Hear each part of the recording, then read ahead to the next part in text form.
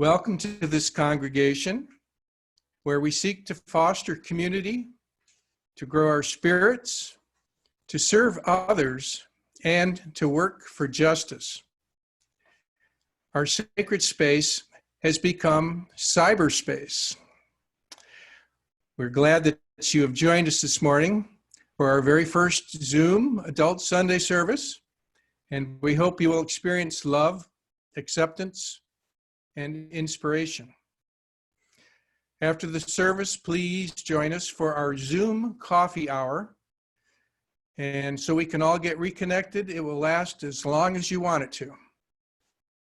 And again, please put your Zoom controls on speaker view so you can follow the service better. I don't have any announcements this morning, so we will jump right into it. We are excited to share the March sermon topic of forgiveness. Despite the challenge and the pain, forgiveness, both self-forgiveness and forgiveness of others, frees us from the prison of our past mistakes and helps us return to a state of love. To forgive is to set a prisoner free and discover that the prisoner was you. In other words, when you forgive someone, you are giving a gift to yourself. Let us enter into worship together.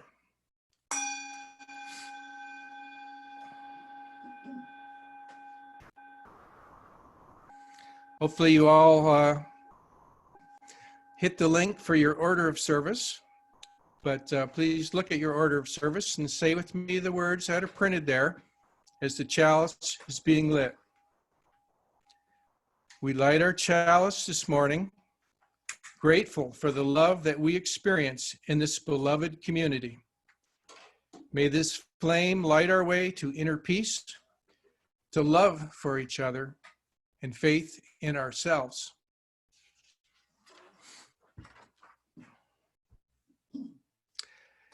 Our call to worship this morning will be read by Sherry Christenberry.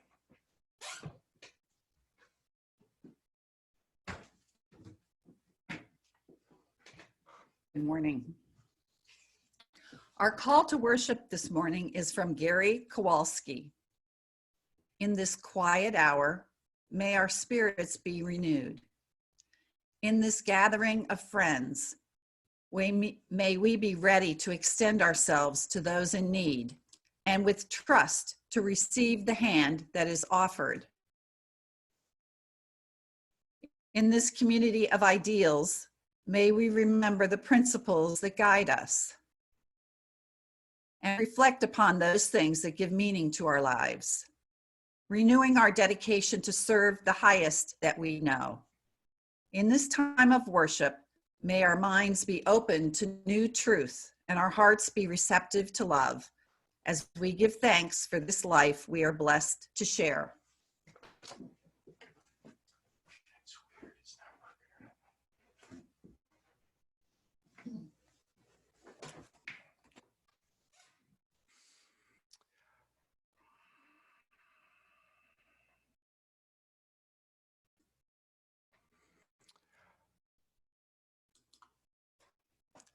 Our opening words this morning will be read by Ann Fisher.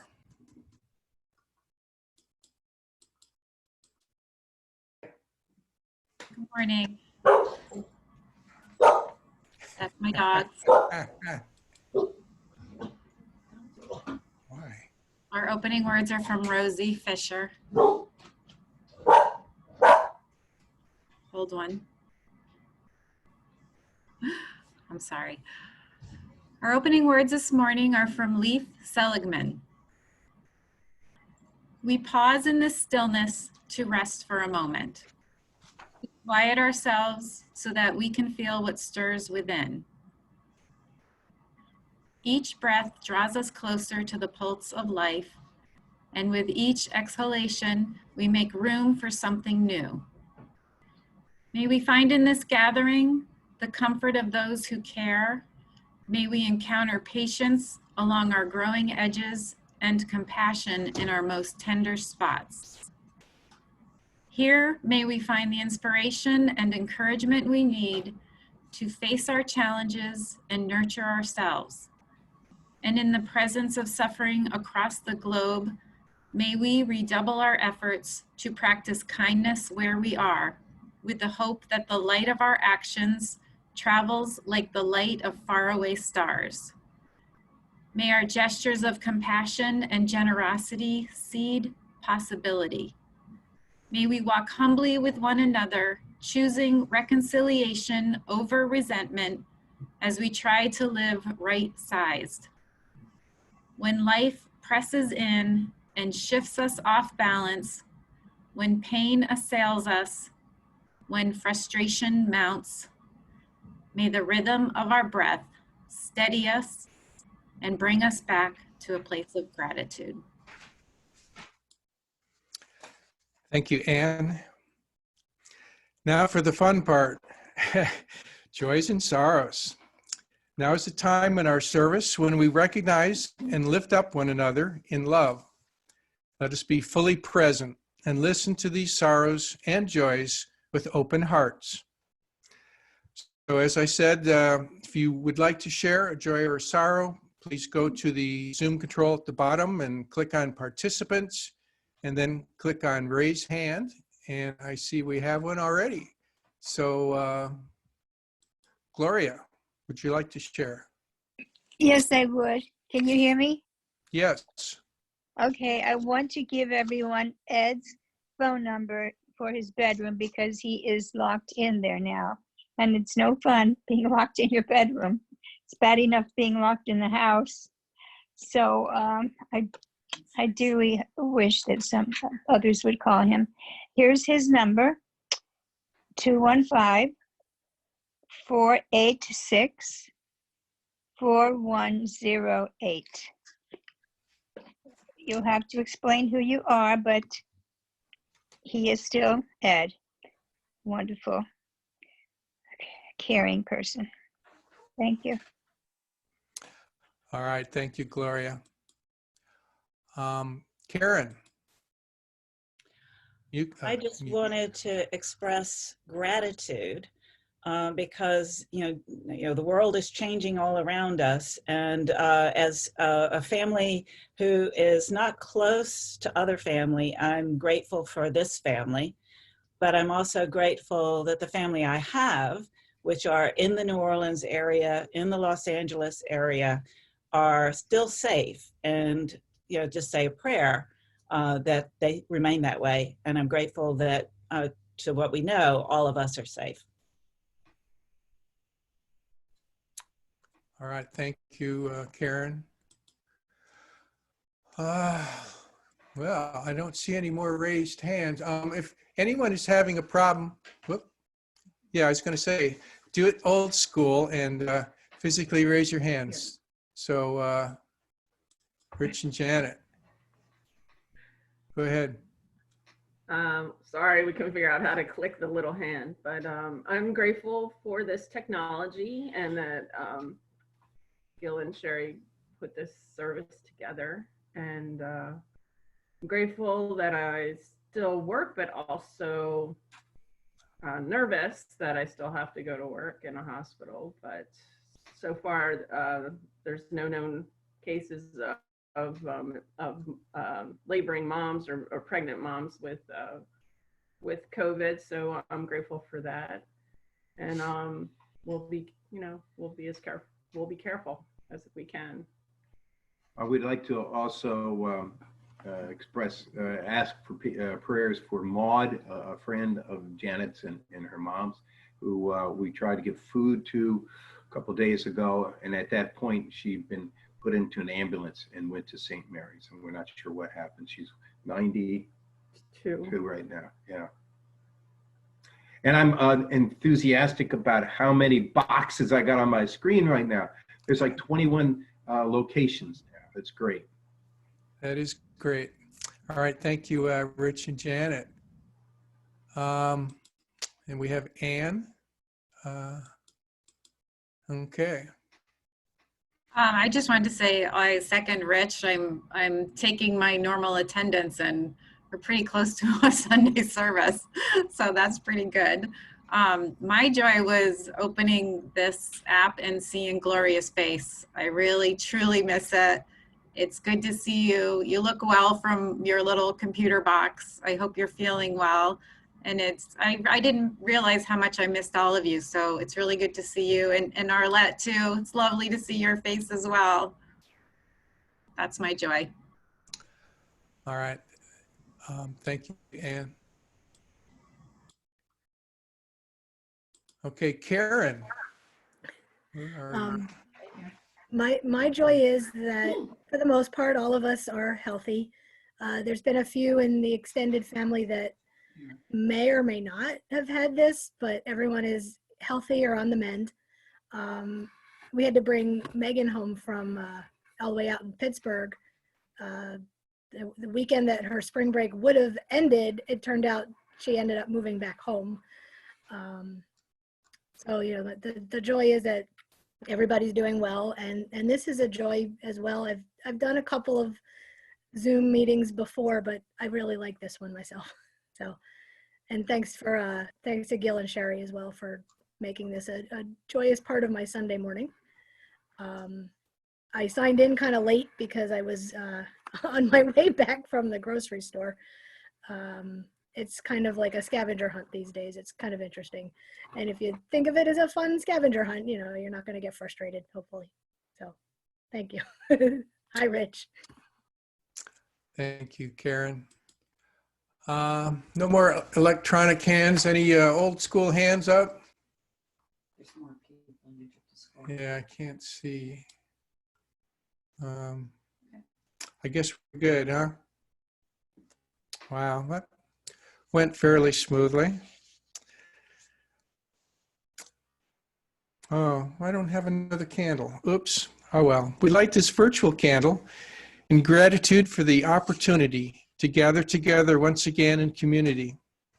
We open our hearts, our souls, and our minds during this hour of worship and this sharing of joys and concerns. For the joys shared, we join you in celebration. For the sorrows and concerns spoken here, may you feel our sympathy and compassion. For all that remains unspoken, both joy and sorrow, may the caring of our community offer you both kindness and hope. We now pause for a moment of gratitude, silent meditation, and prayer.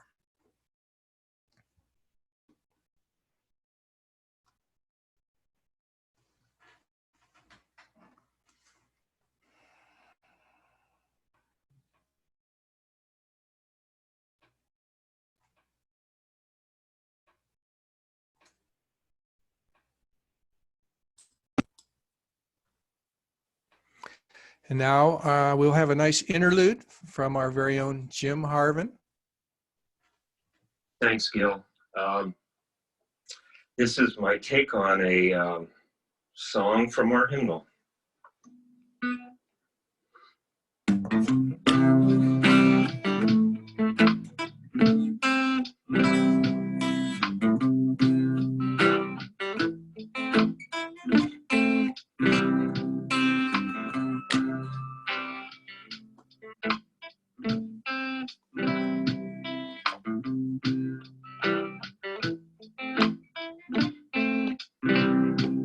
When I breathe in,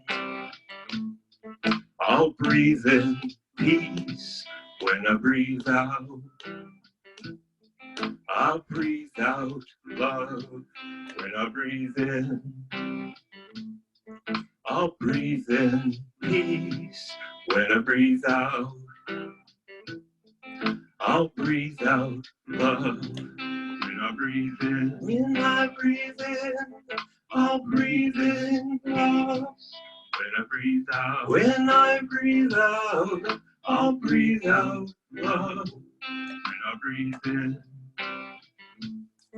I'll breathe in peace. When I breathe out,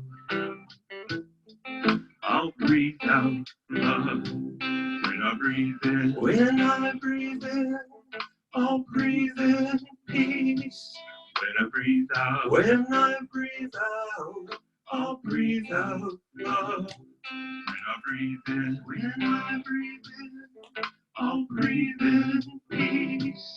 When I breathe out, when I breathe out, I'll breathe out love. When I breathe in, when I breathe in, I'll breathe in peace. When I breathe out, when I breathe out, I'll breathe out love. When I breathe in, when I breathe in, I'll breathe in peace. When I breathe out, when I breathe out, I'll breathe out love. When I breathe in, when I breathe in, I'll breathe in peace. When I breathe out, when I breathe out, I'll breathe out love. When I breathe in, when I breathe in, I'll breathe in peace. When I breathe out, when I breathe out, I'll breathe out love. When I breathe in, when I breathe in, I'll breathe in peace. When I breathe out, when I breathe out, I'll breathe out love. Wow, thank you, Jim. That was awesome.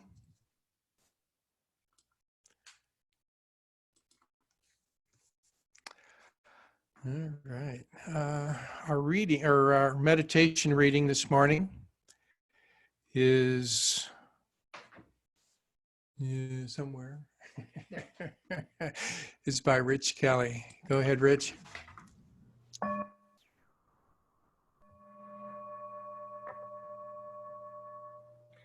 Our meditation this morning is from Sam Trumbo. Let us turn inward now. Feel the rhythm of the breath. In and out. In and out.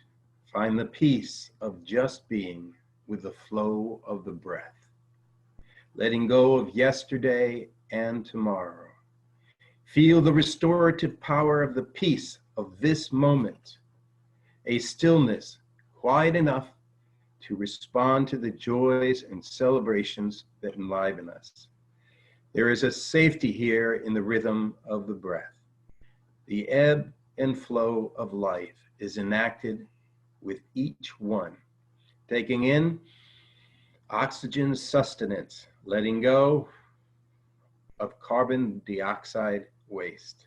Taking in the fullness of experience, letting go of the residue that wants to cling to us. Cultivate inner peace and inner safety in this sanctuary, dedicated to cultivating the spirit of life. Thank you, Rich. With love and gratitude, every Sunday we choose to give back to our local and broader community by sharing with a group that provides needed services to our community. We are obviously unable to pass a basket around today. We were going to have Rich Kelly drive around to everybody's house with the basket, but we decided that would be impractical. Instead, please do one of the following two options.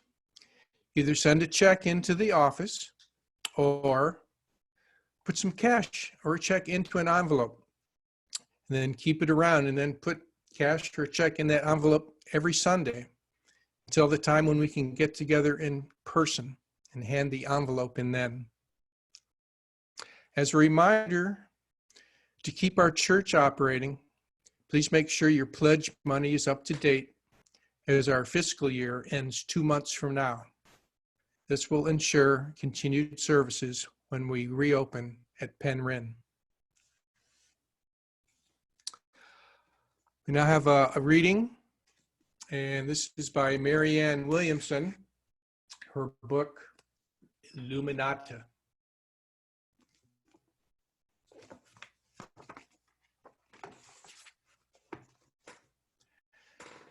It's called Forgiveness. The vision of God's Spirit is the vision of innocence. It is not our job to forgive whom God has not condemned, but rather to remember that God condemns no one.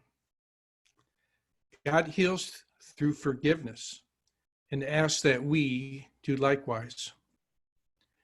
Attack is an easier response than forgiveness, and that is why we are so tempted to give into it.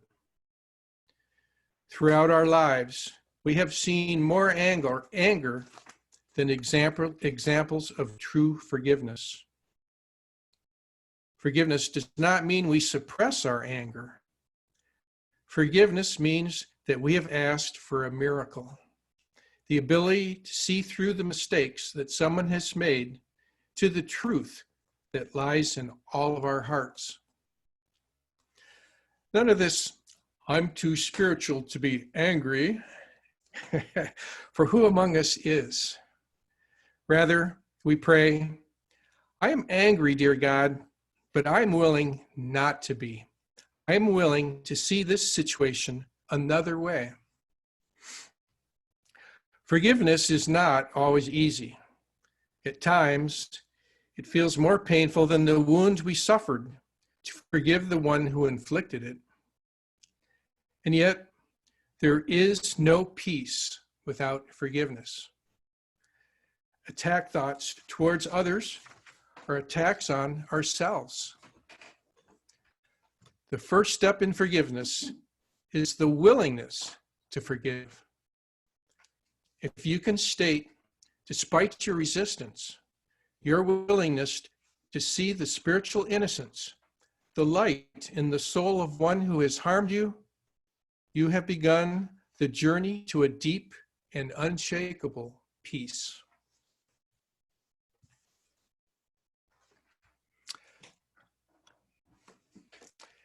And now our closing words will be from Caren Marquis. Thanks, Gil. Our closing words this morning are from the blog of Mark Bernstein, which can be found at his website, feelgoodconsulting.net. Mark, as you probably know, is one of our favorite guest speakers. And next, I'll just give a little disclaimer.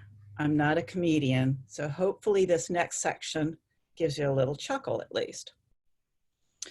An out-of-towner drove his car into a ditch in a desolate area.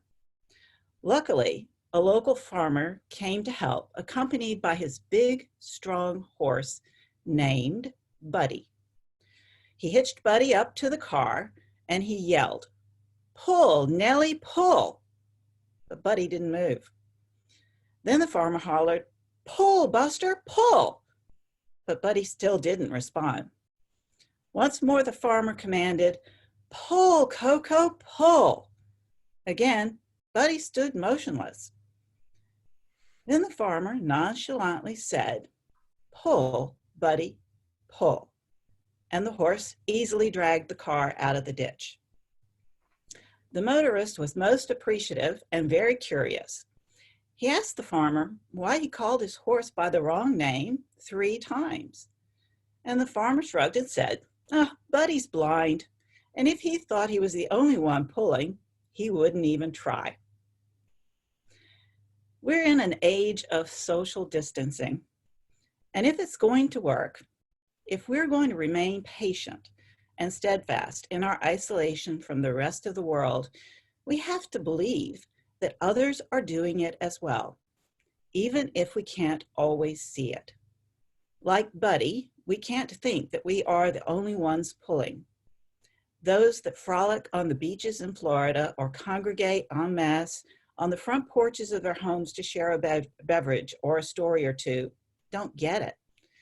They don't understand that this needs to be a collaborative effort if we are to slow and eventually end this terrible pandemic.